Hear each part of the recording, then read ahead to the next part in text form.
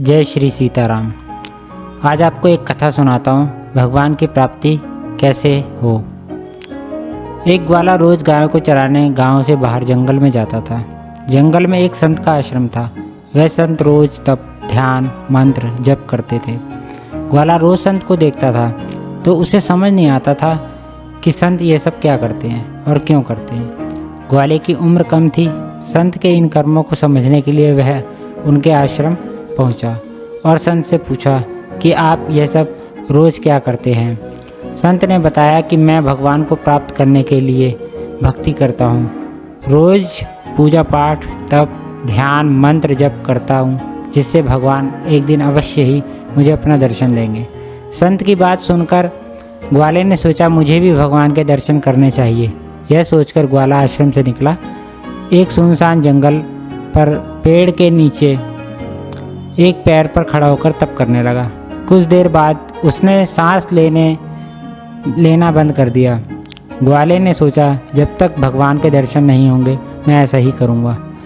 छोटे से भक्त की इतनी कठिन तपस्या से भगवान बहुत जल्द प्रसन्न हो गए। वे ग्वाले के सामने प्रकट हुए और बोले, पुत्र आंखें खोलो, मैं तुम्हारे सामने आ गया हूँ। ग्वाले ने आंखें खोले बिना ही पूछा, आप कौन? भगवान बोले, मैं ही हूँ ईश्वर, जिसके दर्शन के लिए तुम तप कर रहे हो। ऐसा सुन ग्वाले ने आंखें खोल ली और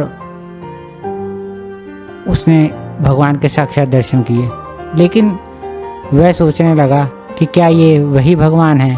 सच जानने के लिए वह भगवान को एक पेड़ के साथ रस्सी से बांध देता है। भगवान भी भक्त के हाथ बंध जाते हैं। ग्वाला तुरंत दौड़कर उस संत के आश्रम पहुंचा और पूरी बात बताई। संत यह सुनकर हैरान हो गए। संत ने भी इच्छा प्रकट की मुझे भगवान के दर्शन हो। दोनों साथ उस पेड़ के नीचे पहुँचे तो वहाँ कोई नहीं दिखाई दिया। भगवान सिर्फ ग्वाले को दिखाई दे रहे थे। संत ने बताया कि मुझे तो यहाँ कोई दिखाई नहीं दे रहा। तो ग्वाले ने भगवान से इसकी वजह पूछी तो भगवान ने कहा, मैं उसी इंसान को दर्शन देता हूँ जो निस्वार्थ भाव से मेरी भक्ति करते हैं।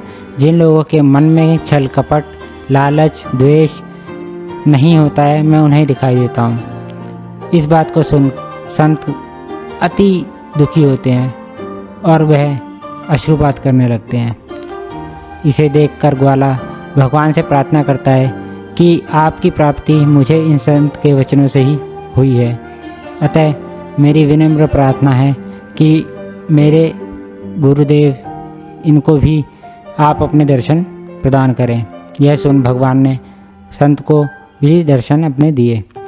इस प्रकार हमें ये सीख प्राप्त होती है, भगवान की भक्ति निजी स्वार्थ के बजाय हमें उनकी कृपा से मिलती है और भक्ति केवल निस्वार्थ होकर की जाती है। जय श्री सीताराम।